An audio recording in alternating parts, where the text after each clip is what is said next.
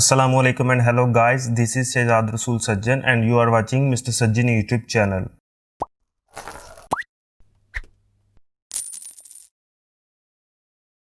Welcome to the after effects beginner to expert classes episode 2।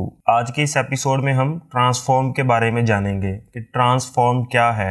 After effects में transform basic का एक बहुत important part है जो हमें हर लेयर पे काम आता है, हर एसेट पे काम आता है, लाइक पोजीशन, स्केल, रोटेशन, ये सारी चीज़ें ट्रांसफॉर्म में आती हैं। चैनल को सब्सक्राइब कर लें, बेल आइकॉन प्रेस करें ताकि लेटेस्ट अपडेट्स आप तक पहुंचती रहें और आने वाले सभी एपिसोड्स का नोटिफिकेशन आपको मिल सके। और अगर आपने अभी तक after effects beginner to expert classes को ऑफिशियली ज्वाइन नहीं किया तो वीडियो के टॉप राइट साइड पे एक लिंक नज़र आ रहा है आपको, उस लिंक पर क्लिक करके आप उस वीडियो पे जा सकते हैं और उस वीडियो से आपको पता चलेगा कि आप ऑफिशियली कैसे ज्वाइन करेंगे। बहुत इजी 1-2 स्टेप आपने करने हैं और आप इसको ऑफिशियली ज्वाइन कर लेंगे। ऑफिशियली ज्वाइन करने का मकसद कि आप इन क्लासेस के दौरान मेरे साथ डायरेक्टली कांटेक्ट या क्वेश्चन कैसे कर सकते हैं। एनीवे, एपिसोड 1 में हमने कुछ बेसिक्स के बारे में जाना था, जैसे कि वर्क स्पेस कैसे सेट करते हैं, न्यू कंपोजिशन वगैरह। आज हम ट्रांसफॉर्म के बारे में जानेंगे। पहले हम एक कंपोजिशन बना लेते हैं, न्यू कंपोजिशन।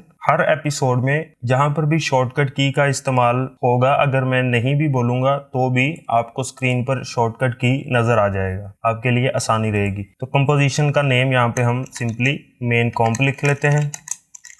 1920 1080 एक HD साइज और 10 सेकंड का ड्यूरेशन ले लेते हैं and then okay. Right click करके एक न्यू सॉलिड क्रिएट कर लेते हैं। सॉलिड का नेम सॉलिड 1 रख लेते हैं और यहाँ पे हम कलर कुछ इस तरह से ले लेते हैं, कोई भी कलर आप ले सकते हैं। ये एक सॉलिड लेयर है मेरे पास, इसकी जगह पे आपके पास कोई भी लेयर हो सकता है, कोई एसेट हो सकता है, लाइक इमेज है, फोटो है, कोई फुटेज है या कोई शेप है, कोई भी लेयर है। तो उसमें ट्रांसफॉर्म कैसे काम करता है, लेयर को आप एक्सपेंड करते हैं, ट्रांसफॉर्म को एक्सपेंड करते हैं तो आपके सामने ये 5 ऑप्शंस हैं। फर्स्ट एंकर पॉइंट है, उसके बाद position, scale, rotation and opacity.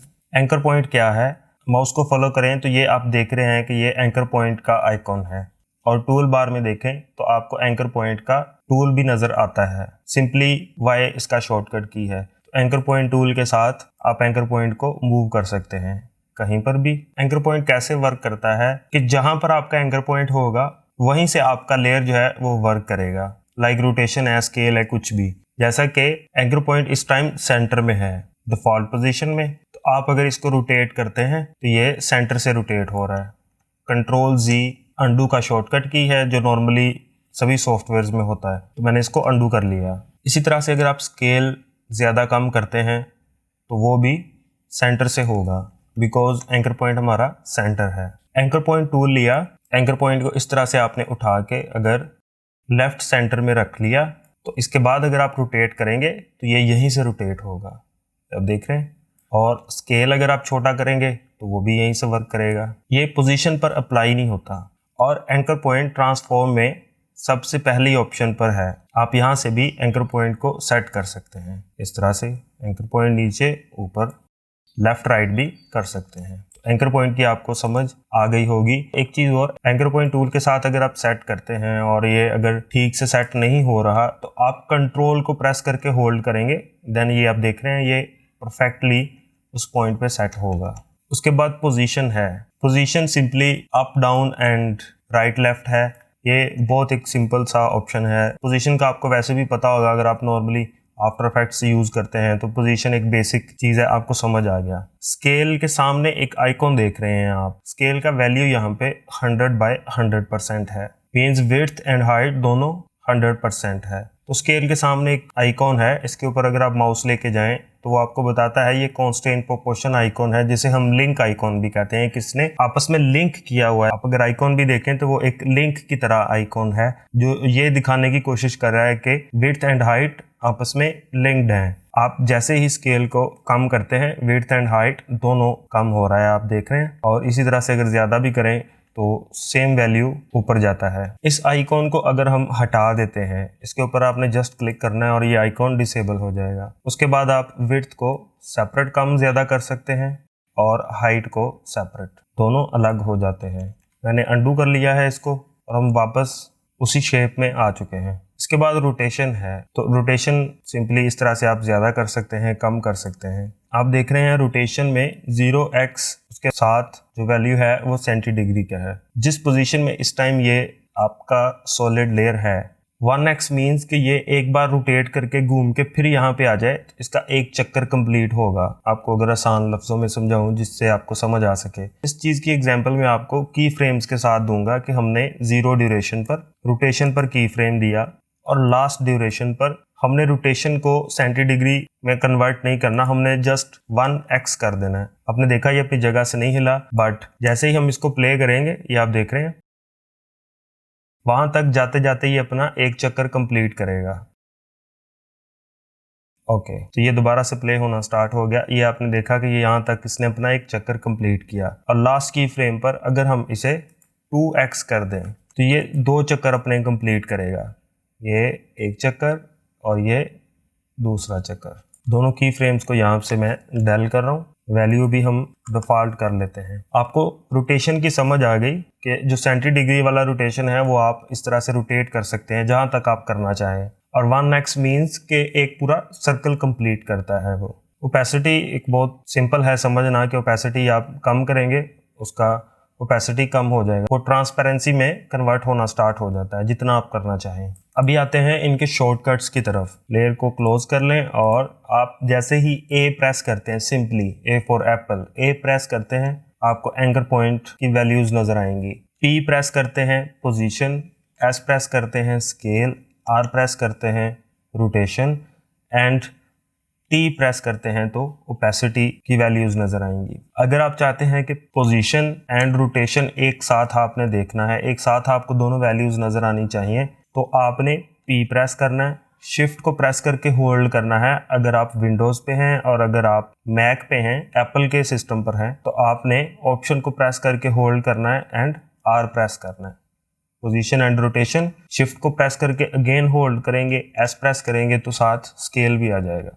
ये तीनों वैल्यूज एक साथ आप देख सकते हैं शिफ्ट के साथ, और अगर एक एक वैल्यू देखनी है तो सिंपली P, R, S जो भी वैल्यू आपने देखनी हो। एक तो ट्रांसफॉर्म है जो लेयर के अंदर दिया गया है, एक ट्रांसफॉर्म इफेक्ट भी है। लेयर को आप सिलेक्ट करते हैं और ये इफेक्ट्स एंड प्रीसेट का पैनल है। अगर आपने माई क्लास वाला वर्क स्पेस ही सेट किया हुआ है जो मैंने आपको पहले एपिसोड में करवाया था, तो आपके इफेक्ट एंड प्रीसेट यहीं पर आपको नजर आ रहा होगा। अगर आपके पास वर्क स्पेस सेट नहीं है तो आप विंडोज पे क्लिक करेंगे और ये आप देख रहे हैं इफेक्ट्स एंड प्रीसेट, Ctrl+5 इसका शॉर्टकट की है।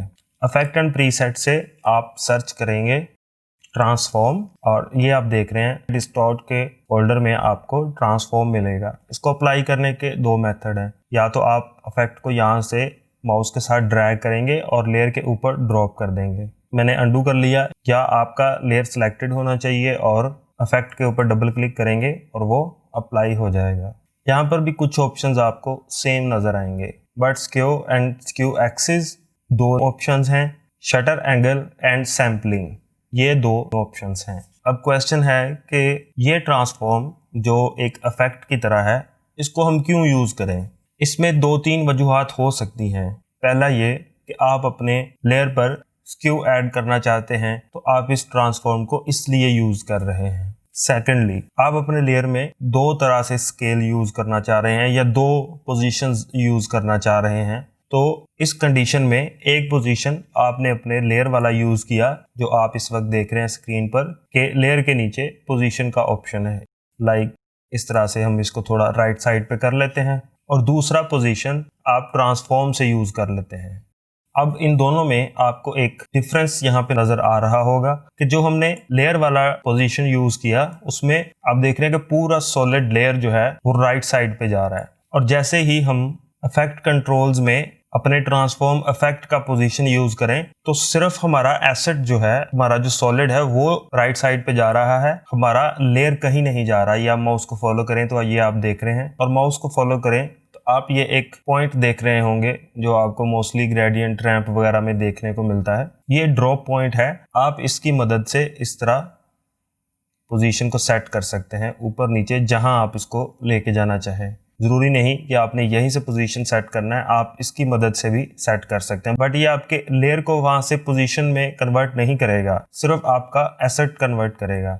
अभी हम पोजीशन को डिफ़ॉल्ट कर लेते हैं दोनों साइड से और एग्जाम्पल के साथ में आपको समझाता हूँ। पहले हम अपने लेयर वाला जो डिफ़ॉल्ट पोजीशन है इसके साथ एनिमेट करेंगे। 0 ड्यूरेशन पर पोजीशन पर की फ्रेम दिया और जस्ट 1 सेकंड के ड्यूरेशन पर मैंने पोजीशन को थोड़ा सा राइट साइड पे कर दिया। आप देख रहे हैं कि ये पूरा लेयर इस साइड पे जा रहा है। अभी हम अंडू करेंगे, इस पोजीशन को डिफ़ॉल्ट पे ले आएंगे। अब 0 ड्यूरेशन पर मैंने पोजीशन पर की फ्रेम दिया जो ट्रांसफॉर्म इफेक्ट में पोजीशन है।